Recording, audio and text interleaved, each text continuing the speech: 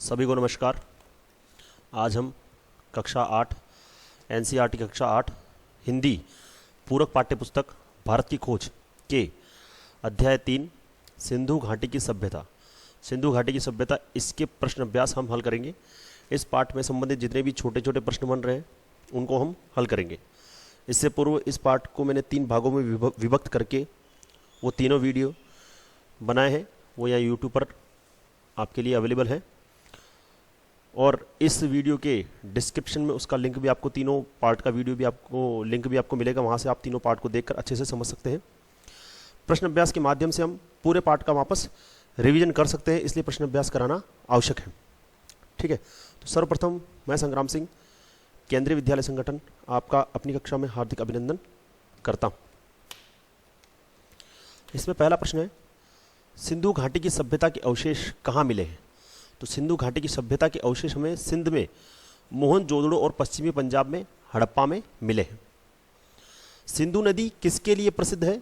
तो ये जो सिंधु नदी है ये भयंकर बाढ़ों के लिए प्रसिद्ध है और इसी कारण से बताया जाता है इसके जो विनाश का अंत है, इस सभ्यता के विनाश का अंत है, वो उसमें माना जाता है कि इन बाढ़ों की वजह से इसका अंत भी हुआ है।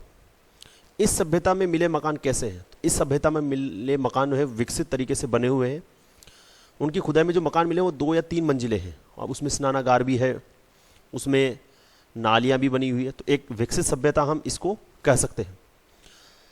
ऋग्वेद का रचना काल कब का माना जाता है? तो ऋग्वेद जो है अधिकांश विद्वान, देखो अधिकांश विद्वान, सब पूरी तरह से ये फैक्ट नहीं है, परंतु अधिकांश विद्वान ऋग्वेद की ऋचाओं का समय ईसा पूर्व 1500 मानते हैं। ईसा पूर्व 1500 मानते हैं ऋग्वेद का रचना काल।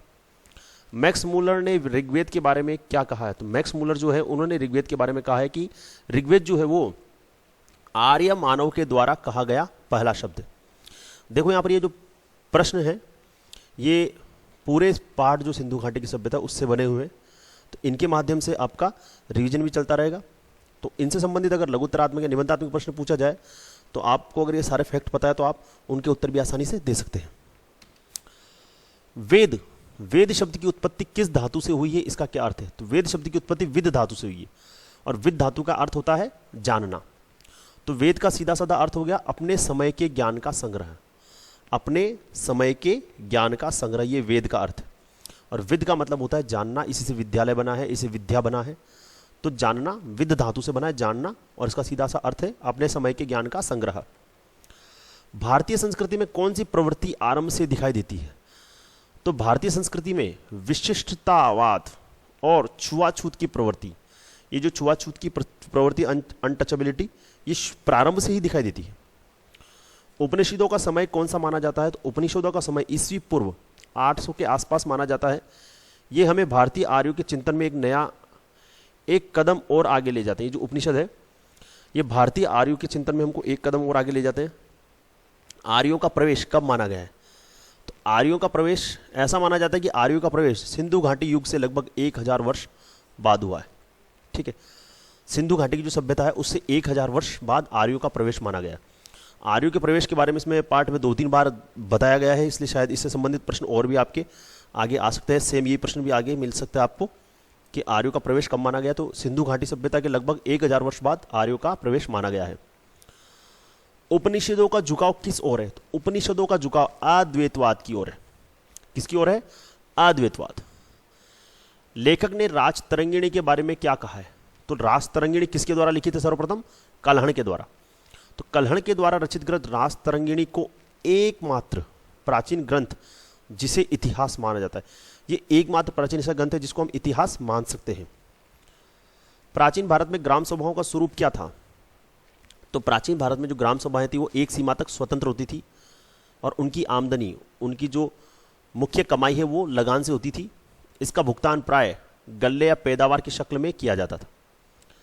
सिकंदर के आक्रमण के समय कौन से विलक्षण व्यक्ति सामने आए? तो सिकंदर के आक्रमण के समय कौन से आए थे? ये वीडियो हमने पढ़ा था, चंद्रगुप्त मौर्य और चाणक्य। सिंधु घाटी सभ्यता, ये जो चाणक्य है इन्होंने नंदवंश के साम्राज्य की विनाश की प्रतिज्ञा ली थी। ठीक है, सिंधु घाटी सभ्यता में किन किन सभ्यताओं के साथ संबंध स्थापित किया और व्यापार किया? तो सिंधु घाटी की सभ्यता ने फारस, मेसोपोटामिया और मिस्र, यहाँ पर है मिस्र की सभ्यताओं के साथ संबंध स्थापित किया और व्यापार किया। देखो फारस, मेसोपोटामिया और मिस्र की सभ्यता के साथ। सिंधु घाटी सभ्यता के लोगों का व्यवहारिक दृष्टि से कहाँ का माना जाता है? तो सिंधु घाटी की सभ्यता के लोगों को व्यवहारिक दृष्टि से हम उनको भारत का निवासी मान सकते हैं। सिंधु घाटी सभ्यता के अंत होने के बारे में क्या संभावना, ये हमने अभी पहले क्वेश्चन में देखा था कि या तो बाढ़ आती थी उसके द्वारा इसका अंत माना जा सकता है, या मौसम परिवर्तन के कारण जो धीरे धीरे जमीन सूखती गई और पूरी जमीन पर रेगिस्तान छा गया हो, इस वजह से भी इसका अंत माना जा सकता है। आर्यों का प्रवेश कब से माना गया, ये हमने पहले भी देखा है। आर्यों का प्रवेश लगभग एक सिंधु घाटी युग के लगभग 1000 वर्ष बाद हुआ है। सबसे बड़ा सांस्कृतिक समन्वय कौन सा हुआ? तो सबसे बड़ा सांस्कृतिक समन्वय बाहर से आए आर्यों और उन द्रविड़ जातियों के बीच हुआ जो संभवतः सिंधु घाटी सभ्यता के प्रतिनिधि थे। देखो, सबसे बड़ा सांस्कृतिक समन्वय तो बाहर से आने वाले आर्य और द्रविड़, द्रविड़ कहाँ के? दक्षिण के। तो आर्य इन दक्षिण के बीच में, दक्षिण के द्रविड़ों के बीच में जो समन्वय हुआ, ये दोनों सिंधु घाटी सभ्यता के प्रतिनिधि थे। सिंधु घाटी की सभ्यता की खोज से पहले क्या समझा जाता था? सिंधु घाटी सभ्यता की खोज से पहले यह समझा जाता था कि हमारे पास भारतीय संस्कृति का सबसे पुराना इतिहास वेद है। वेद किसके अधिक निकट है? तो वेद भारत के महाकाव्यों की संस्कृत की अपेक्षा या संस्कृत महाकाव्यों की अपेक्षा अवेस्ता के अधिक निकट है। भारत के महाकाव्यों की संस्कृत के अपेक्षा, ठीक है, अवेस्ता के अधिक निकट है। तो वेद किसके अधिक निकट है? अवेस्ता के। बहुत से हिंदू वेदों को कैसे ग्रंथ मानते हैं? बहुत से हिंदू वेदों को प्रकाशित ग्रंथ मानते हैं। प्रकाशित मतलब लिखा हुआ है, स्क्रिप्टेड है, तो उनको प्रकाशित धर्म ग्रंथ माना जाता है। मानव जाति की पहली पुस्तक कौन सी? तो मानव जाति की पहली पुस्तक है ऋग्वेद। सर्वप्रथम पुस्तक कौन सी है? विश्व साहित्य की ऋग्वेद।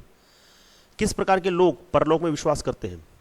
तो देश के जो निर्धन लोग हैं और अभागे लोग हैं, वो एक हद तक परलोक में विश्वास करते हैं। जो गरीब हैं, अभागे लोग हैं, उनको बहलाया फुसलाया जाता है और उनको परलोक में विश्वास भी करवाया जाता है, और वो स्वयं भी भगवान से डरते हुए इस चीज में विश्वास करते हैं। कौन सी संस्कृति हजारों वर्षों तक नहीं बनी रह सकती? तो कोई भी संस्कृति जो बुनियादी तौर पर पारलौकिकतावादी होती है, वह हजारों वर्ष तक बनी नहीं रह सकती। जो पूरी तरह से परलोक पर, इन बातों पर, अंधविश्वास पर डिपेंड है, वो हजारों वर्ष तक बनी नहीं रह सकती। तो हम ये कह सकते हैं जो भारतीय संस्कृति है वो पूरी तरह से परलौकिकतावादी नहीं है, परलोक में विश्वास नहीं करती है, इसीलिए वो अभी तक बनी हुई है। किस प्रवृत्ति ने आगे चलकर जाति व्यवस्था का रूप लिया?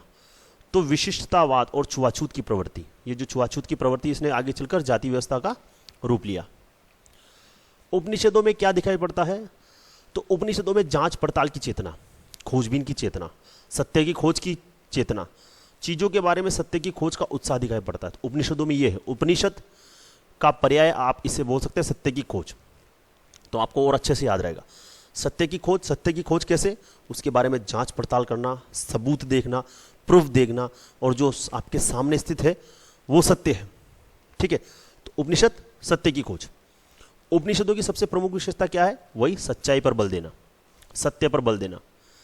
व्यक्तिवाद का क्या परिणाम हुआ? तो व्यक्तिवाद का यह परिणाम हुआ कि मनुष्य के जो सामाजिक पक्ष है, मनुष्य समाज से एकदम कट गया। सामाजिक पक्ष के प्रति, समाज के प्रति उसके कर्तव्य का कम ध्यान दिया, उसने स्वयं की ओर ज्यादा ध्यान दिया, वो सामाजिक प्राणी नहीं रहा।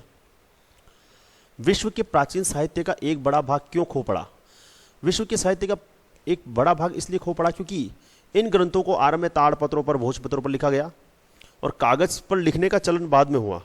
तो जब लिखित साहित्य नहीं रहा तो वो गुम हो गया, वो खो गया। कौटिल्य की रचना अर्थशास्त्र कब रची गई? तो कौटिल्य की जो रचना है अर्थशास्त्र, वो रची गई ईस्वी पूर्व 4वीं शताब्दी में।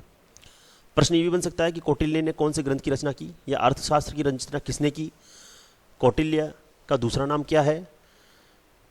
और कौटिल्य ने किस वंश की समाप्ति की प्रतिज्ञा की थी, ठीक है। और कौटिल्य ने किसके साथ मिलकर इसको नंद वंश का विनाश किया था? चंद्रगुप्त मौर्य। तो ये सारे प्रश्न कौटिल्य के माध्यम से, काफी इंपॉर्टेंट व्यक्तित्व है, तो इसके माध्यम से काफी प्रश्न आपके बन सकते हैं। प्राचीन भारत के 2 महाकाव्यों के नाम क्या है? तो रामायण और महाभारत। भारतीय पुराकथाओं का इतिहास कहां से कहां तक जाता है? तो भारतीय पुराकथाओं का इतिहास महाकाव्यों तक सीमित न रहकर वैदिक काल तक जाता है।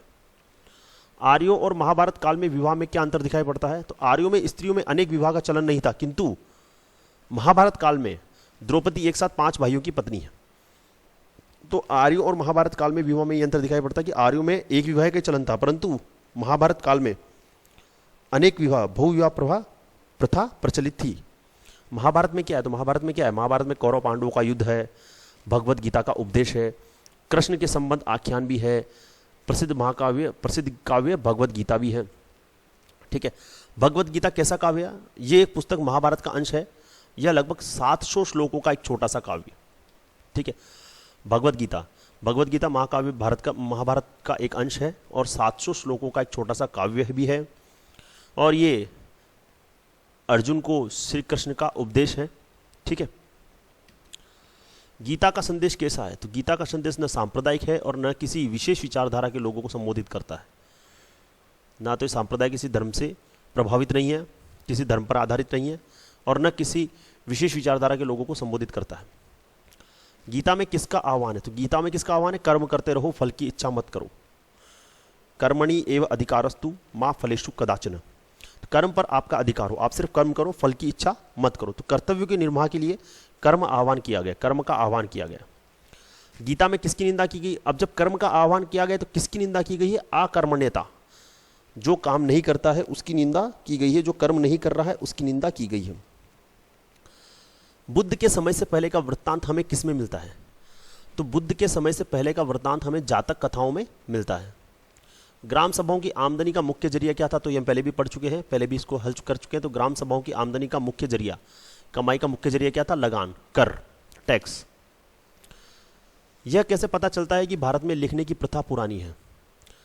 पाषाण युग में मिट्टी के बर्तनों पर ब्राह्मी लिपि के अक्षर मिले हैं। पाषाण युग में मिट्टी के बर्तनों पर ब्राह्मी लिपि के अक्षर मिले हैं, जिससे हमें यह पता चलता है कि भारत में जो लिखने की प्रथा है वह बहुत पुरानी है।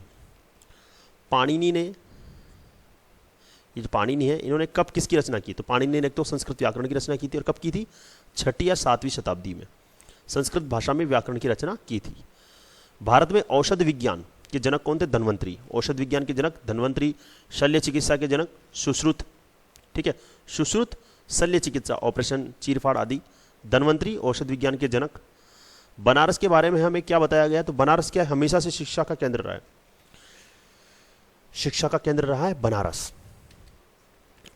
वैदिक धर्म से कटकर कौन से धर्म अलग हुए? तो वैदिक धर्म से कटकर अलग हुआ है जैन धर्म और बौद्ध धर्म। अब जैन धर्म का क्या था? जैन धर्म तो अभी भी कहीं ना कहीं पर हिंदू धर्म की आस्थाओं को समाहित किए हुए हैं, इसलिए वो हिंदू धर्म का एक भाग है। ठीक है, जैन धर्म के संस्थापक कौन थे? महावीर स्वामी। बुद्ध में किस पर हमला बोलने का साहस था? बुद्ध में किस पर हमला बोलने का साहस था? तो बुद्ध में लोक प्रचलित धर्म, अंधविश्वास, कर्मकांड, पुरोहित प्रपंच पर हमला बोलने का साहस था। ये जितने भी अंधविश्वास है, पाखंड है, कर्मकांड है, पुरोहित, पंडित, प्रपंच आदि चीजें हैं, इन पर बोलने का उसको साहस था। चंद्रगुप्त के सलाहकार कौन थे? तो चाणक्य। चंद्रगुप्त के सलाहकार कौन थे? चाणक्य। और इन दोनों ने मिलकर नंद वंश के साम्राज्य का अंत किया था। और चाणक्य जो है वो कौटिल्य है, और कौटिल्य ने अर्थशास्त्र की रचना की थी, और कौटिल्य ही नंद वंश के साम्राज्य की प्रतिज्ञा ली थी। अशोक कब मौर्य साम्राज्य का उत्तराधिकारी बना? तो 273 ईस्वी पूर्व अशोक इस महान साम्राज्य का उत्तराधिकारी बना। ठीक है, अशोक ने कितने वर्ष तक शासन किया? 41 वर्ष तक अनवरत शासन किया। अच्छा, अशोक जो है उसको ये हिंसा से घृणा कब हुई? किस युद्ध के बाद हुई? कलिंग युद्ध के बाद। ठीक है, अब देखो इस पाठ के अंदर जो हम ये बोल रहे हैं अंधविश्वास, पाखंड, पुरोहित, पंडित, तो ये पाठ के आधार पर बोल रहे हैं। इससे हम किसी भी प्रकार की किसी भी धर्म की भावनाओं को ठेस पहुंचाना नहीं चाहते। ये सिर्फ एक पाठ का भाग है जो हमने यहाँ पर समझाया है, तो इसमें आपको किसी भी तरह का कोई बुरा लगना नहीं चाहिए।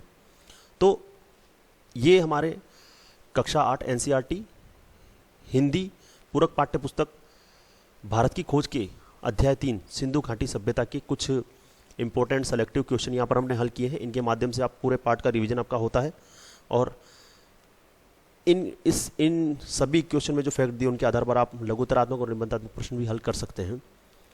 अंत में मैं ये कहना चाहूँगा कि इसी वीडियो के डिस्क्रिप्शन में आपको इसके तीनों पार्ट का लिंक मिलेगा, वहाँ से आप इस पूरे पार्ट को अच्छे से समझ सकते हैं। काफ़ी बड़ा पार्ट है, ठीक है, समझने में टाइम लगेगा। आशा करता हूँ आपको मेरा वीडियो पसंद आया होगा। आज के लिए बस इतना ही। धन्यवाद। आपका दिन मंगलमय हो।